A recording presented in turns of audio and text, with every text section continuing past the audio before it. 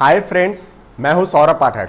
दोस्तों, आज मैं आपको बताने जा रहा हूं डाउन्स सिंड्रोम के बारे में। DOWN_SYNDROME डाउन सिंड्रोम के बारे में। दोस्तों, डाउन सिंड्रोम को समझने के लिए सबसे पहले आपको क्रोमोसोम्स की बेसिक जानना होगा। चलिए क्रोमोसोम्स का बेसिक डिस्कस करता हूं। दोस्तों, क्रोमोसोम में सेंट्रोमियर होता है, CENTROMERE सेंट्रोमियर होता है, और क्रोमोसोम्स की आर्म्स होती हैं, आर्म्स बाहें होती हैं, उन्हें क्रोमेटिड्स कहा जाता है। CHROMATIDS क्रोमेटिड्स कहा जाता है, राइट। अब दोस्तों आते हैं एक्रोसेंट्रिक क्रोमोसोम पर, ACROCENTRIC एक्रोसेंट्रिक क्रोमोसोम। दोस्तों, एक्रोसेंट्रिक क्रोमोसोम में एक आर्म बहुत छोटी हो जाती है, एक आर्म बहुत छोटी हो जाती है, उसे ही कहते हैं एक्रोसेंट्रिक क्रोमोसोम। दोस्तों, एग्जाम्पल है, उदाहरण है क्रोमोसोम 13, 14, 15, 21, 22 और Y क्रोमोसोम, राइट। अब दोस्तों जान लेते हैं ट्रांसलोकेशन के बारे में। दोस्तों, ट्रांसलोकेशन का मतलब होता है exchange of materials between two chromosomes. क्या बोला मैंने? Exchange of materials between two chromosomes. दोस्तों, ये दो प्रकार का होता है, balanced translocation and Robertsonian translocation. Balance की स्पेलिंग है BALANCED, balanced translocation, and Robertsonian translocation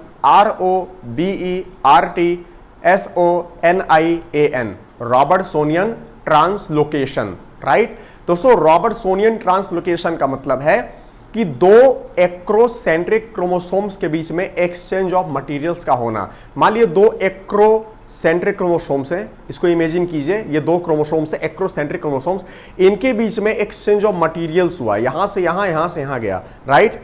इस क्रोमोसोम का मटेरियल यहां पर, इस क्रोमोसोम का मटेरियल यहां पर, राइट, ऐसे एक्सचेंज हुआ, राइट। तो इसे कहेंगे रॉबर्टसोनियन ट्रांसलोकेशन। हमेशा टू एक्रोसेंट्रिक क्रोमोसोम्स के बीच में होगा, राइट। अब दोस्तों जानते हैं ह्यूमन बॉडी में, मानव शरीर के प्रत्येक सेल, प्रत्येक कोशिका में दोस्तों 23 पेयर्स ऑफ क्रोमोसोम्स होते हैं। क्या बोला मैंने? दोस्तों, प्रत्येक सेल में, मानव शरीर के प्रत्येक कोशिका में, प्रत्येक सेल में, एवरी सेल में 23 पेयर्स ऑफ क्रोमोसोम्स होते हैं। 23 पेयर्स का मतलब 46 क्रोमोसोम्स, राइट। दोस्तों, 46 का हाफ हुआ 23, उसे कहते हैं haploid number, HAPLOID haploid number, right. और 46 हुआ diploid, DIPLOID diploid number, right. दोस्तों, 23 पेयर्स ऑफ क्रोमोसोम्स में से 22 पेयर्स ऑटोसोम्स होते हैं, AUTOSOMES 22 pairs of chromosomes autosomes होते हैं, राइट। और 1 pair of chromosome sex chromosome होते हैं, right. 1 pair of chromosome sex chromosome होते हैं। 22 पेयर्स ऑफ क्रोमोसोम्स ऑटोसोम्स होते हैं, 1 pair of chromosomes sex chromosome होते हैं, राइट। अब दोस्तों यह बेसिक जानने के बाद आते हैं डाउन सिंड्रोम पर। डाउन सिंड्रोम का मतलब हुआ ट्राइसोमी ऑफ 21st क्रोमोसोम। मतलब दोस्तों, जो 21st क्रोमोसोम है उस पे 3 क्रोमोसोम प्रेजेंट होंगे, 2 की जगह पर, 2 होने चाहिए थे, 2 की जगह पर 3 क्रोमोसोम प्रेजेंट होंगे, जो कि एबनॉर्मेलिटी है। इसे कहते हैं trisomy of 21st chromosome. 21st chromosome autosome है, राइट। अब दोस्तों मैं बताना चाहूंगा कि down syndrome most common chromosomal disorder है, मोस्ट कॉमन क्रोमोसोमल डिसऑर्डर है, राइट। और दोस्तों ये मोस्ट कॉमन जेनेटिक कॉज है मेंटल रिटार्डेशन का। Down syndrome is the most common genetic cause of mental retardation. Mental retardation मतलब होता है दोस्तों मानसिक मंदता, मानसिक मंदता, राइट। दोस्तों, डाउन सिंड्रोम होता क्यों है? इसके 3 कारण हैं। पहला है meiotic non disjunction, meiotic non disjunction. दूसरा है रॉबर्टसोनियन ट्रांसलोकेशन, और तीसरा है mosaic, MOSAIC, right, mosaic, right. पहले डिस्कस करते हैं meiotic non disjunction. Meiotic non disjunction जो है दोस्तों, ये always occurs at the time of oogenesis। oogenesis का मतलब होता है ओवा का फॉर्मेशन, राइट। ओवा का फॉर्मेशन फीमेल्स यानी स्त्रियों में, महिलाओं में होता है। तो जब भी oogenesis होता है, ओवा का फॉर्मेशन होता है या ओवम का फॉर्मेशन होता है, उसी टाइम मियोटिक नॉन डिजंक्शन होता है। 95% केसेस में मियोटिक नॉन डिजंक्शन होता है, राइट। और महिलाओं के एज का प्रभाव इस पर पड़ता है। Female age impacts this meiotic non disjunction, right. दोस्तों, जो महिलाएं 35 या 35 के बाद शादी करती हैं, जो महिलाएं 35 या 35 के बाद शादी करती हैं, उनमें मियोटिक नॉन डिजंक्शन होने का खतरा बढ़ जाता है और डाउन सिंड्रोम होने का खतरा उनके ऑफस्प्रिंग में बढ़ जाता है। यानी कि जो महिला 35 या 35 के ऊपर की है, उसका जो ऑफस्प्रिंग होगा उसमें डाउन सिंड्रोम होने का खतरा बढ़ जाता है, राइट। इसीलिए हिदायत दी जाती है कि दोस्तों 35 से पहले या 30 के अंदर शादी कर लेनी चाहिए स्त्रियों को, राइट। दूसरा है दोस्तों रॉबर्टसोनियन ट्रांसलोकेशन। ये 4% केसेस में होता है। इसमें ट्रांसलोकेशन 14-21 के बीच में होता है, T14:21, और महिलाओं के एज का प्रभाव नहीं है, कोई महिलाओं के एज का इंपैक्ट इस पे नहीं है, राइट। तीसरा है दोस्तों मोजैक। ये 1% केसेस में होता है और यहां भी महिलाओं के एज कोई इंपैक्ट नहीं करता है, राइट। अब दोस्तों जानते हैं डाउन सिंड्रोम का स्क्रीनिंग टेस्ट क्या है। पहला है ट्रिपल टेस्ट, दूसरा है क्वाड्रुपल टेस्ट। ट्रिपल टेस्ट के कंपोनेंट्स हैं unconjugated estradiol UNCONJUGATED, unconjugated estradiol ESTRADIOL, right. दूसरा है बीटा HCG। एससीजी का फुल फॉर्म है human chorionic gonadotropin, beta SCG. और तीसरा है अल्फा फीटोप्रोटीन, राइट।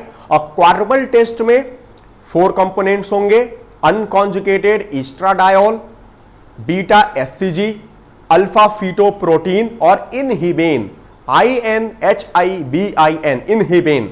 अब दोस्तों आते हैं डाउन सिंड्रोम के क्लिनिकल फीचर्स के बारे में जानते हैं, राइट। सबसे पहला है मेंटल रिटार्डेशन यानी मानसिक मंदता। दूसरा है दोस्तों फेस पे क्या लक्षण होंगे, राइट। पहला है flat facial profile, flat facial profile. दूसरा है oblique fissure, OBLIQUE, oblique fissure, FISSURE, oblique fissure. तीसरा है प्रोमिनेंट इपिकैंथल फोल्ड्स। दोस्तों इपिकैंथल फोल्ड्स का मतलब होता है जो अपर आईलिड होती है उसकी स्किन फोल्ड कवर करती है inner corner of I, inner corner of I. Normal persons में या प्रोमिनेंट नहीं होती है, लेकिन जिन्हें डाउन सिंड्रोम होता है उनमें यह प्रोमिनेंट हो जाती है, राइट। इपिकैंथल फोल्ड स्किन फोल्ड है जो कवर करती है inner corner of I, right. फिर होता है flat nasal bridge, flat nasal bridge. और दोस्तों पांचवा होता है flat occiput, flat occiput, right. अब दोस्तों ये 5 कैरेक्टर के कारण डाउन सिंड्रोम का एक और नाम है मोंगलॉयड इडियोसी। स्पेल करता हूं MONGLOID, मोंगलॉयड इडियोसी, IDIOCY, मोंगलॉयड इडियोसी। अब दोस्तों आते हैं हैंड पर। दोस्तों डाउन सिंड्रोम के पेशेंट में सिंगल क्रीज होती है, सिंगल क्रीज। तो नॉर्मल पर्संस में मल्टीपल क्रीजेज, आप देख सकते हैं मल्टीपल क्रीजेज हैं। अपने हाथों में भी देखिए मल्टीपल क्रीजेज होंगे, CREASES, राइट। लेकिन दोस्तों डाउन सिंड्रोम के पेशेंट में सिंगल क्रीज होती है जिसे कहते हैं सीमियन क्रीज। स्पेल करता हूं SIMIAN, सीमियन क्रीज। और दोस्तों डाउन सिंड्रोम के पेशेंट में फिंगर्स ओवरलैप्ड होती हैं। क्या बोला मैंने? ओवरलैप्ड होती हैं, राइट। मेडिकल की भाषा में इसे कहते हैं क्लाइनोडैक्टिली। स्पेल करता हूं CLINODACTYLY, क्लाइनोडैक्टिली। तो दोस्तों सीमियन क्रीज और क्लाइनोडैक्टिली डाउन सिंड्रोम के पेशेंट में देखने को मिल जाएगा। अब दोस्तों पैर पे आते हैं। फुट में जो बड़ी टो होती है, बिग टो, और जो सेकंड फिंगर होती है उसके बीच में नॉर्मल पर्सन्स में आप देखिएगा बहुत कम गैप होता है। आप अपने पैर को देख सकते हैं, जो बिग टो है और जो सेकंड फिंगर है उसके बीच में बहुत कम गैप होगा, लेकिन जो डाउन सिंड्रोम के पेशेंट होंगे उनके बिग टो और सेकंड फिंगर के बीच में ज्यादा गैप होता है, ज्यादा गैप, सामान्य से ज्यादा। ऐसे गैप को कहते हैं sandal gap, SANDLE, sandal gap, right. ये थे क्लिनिकल फीचर्स। अब दोस्तों आते हैं complications of Down syndrome. Down syndrome की जटिलताओं के बारे में डिस्कस करते हैं। दोस्तों डाउन सिंड्रोम के पेशेंट में अक्यूट ल्यूकीमिया कॉमन होता है, ACUTE acute, LEUKEMIA acute leukaemia common होता है। अब दोस्तों most common leukaemia in Down syndrome patient, Down syndrome के जो पेशेंट है उनमें मोस्ट कॉमन ल्यूकीमिया कौन सा होता है? वो होता है ALL acute lymphoblastic leukaemia, ACUTE acute, LYMPHOBLASTIC LEUKEMIA acute lymphoblastic leukaemia. Leukaemia मतलब ब्लड कैंसर, राइट। अब दोस्तों यदि कोई बच्चा 3 साल से कम का है और उसे डाउन सिंड्रोम हुआ है, क्या बोला मैंने? यदि कोई बच्चा 3 साल से कम का है और उसे डाउन सिंड्रोम हुआ है तो उसमें मोस्ट कॉमन ल्यूकीमिया कौन सा होगा? तो AML acute myeloid leukaemia, ACUTE acute, MYELOID LEUKEMIA acute myeloid leukaemia, right. अब दोस्तों मोस्ट कॉमन AML कौन सा होता है? मोस्ट कॉमन AML, तो आंसर है AML M7 acute myeloid leukaemia M7। अब दोस्तों आते हैं डाउन सिंड्रोम के पेशेंट में कार्डियोवैस्कुलर डिफेक्ट क्या होते हैं? कार्डियोवैस्कुलर डिफेक्ट का मतलब हार्ट से रिलेटेड डिफेक्ट, हृदय से related defect, right.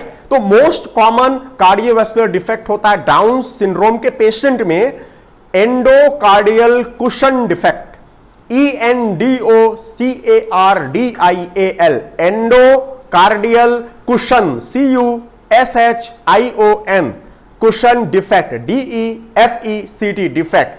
Endocardial cushion defect most common cardiovascular defect है। इसके अलावा वेंट्रिकुलर सेप्टल डिफेक्ट भी होता है, ventricular septal defect, VENTRICULAR ventricular septal SEPTAL defect, DEFECT इसे VSD भी कहते हैं, वेंट्रिकुलर सेप्टल डिफेक्ट। लेकिन मोस्ट कॉमन होता है डाउन सिंड्रोम के पेशेंट में cardiovascular defect endocardial cushion defect. अब दोस्तों आते हैं डाउन सिंड्रोम के पेशेंट में GIT एबनॉर्मैलिटीज क्या होती हैं? GIT का मतलब गैस्ट्रो इंटेस्टिनल ट्रैक्ट एबनॉर्मैलिटीज। इसमें पहला होता है annular pancreas, ANNULAR PANCREAS annular pancreas. दूसरा होता है duodenal अट्रेसिया, DUODENAL duodenal अट्रेसिया, ATRESIA duodenal अट्रेसिया। दोस्तों ड्यूडेनल मतलब ड्यूडेनम की अट्रेसिया। दोस्तों ड्यूडेनम स्मॉल इंटेस्टाइन का पार्ट है, यानी छोटी आंत का भाग है ड्यूडेनम। तो ड्यूडेनल अट्रेसिया मतलब ड्यूडेनम का अट्रेसिया, राइट। और तीसरा है हिर्श स्प्रंग डिजीज, स्पेल करता हूं HIRSCHSPRUNG हिर्शस्प्रंग डिजीज, राइट। अब दोस्तों डाउन सिंड्रोम के पेशेंट में हाइपोथायरॉयडिज्म भी देखा जा सकता है। क्या बोला मैंने? Hypothyroidism, HYPOTHYROIDISM hypothyroidism. Hypo means कम, थायरॉयडिज्म मींस थायराइड हार्मोन्स, यानी कि डाउन सिंड्रोम के पेशेंट में लो थायराइड हार्मोन्स भी हो सकते हैं। और डाउन सिंड्रोम के पेशेंट में प्री मैच्योर एल्जाइमर डिजीज भी हो सकती है। क्या बोला मैंने? डाउन सिंड्रोम के पेशेंट में प्री मैच्योर एल्जाइमर डिजीज भी हो सकती है। एल्जाइमर की स्पेलिंग है ALZHEIMER'(S).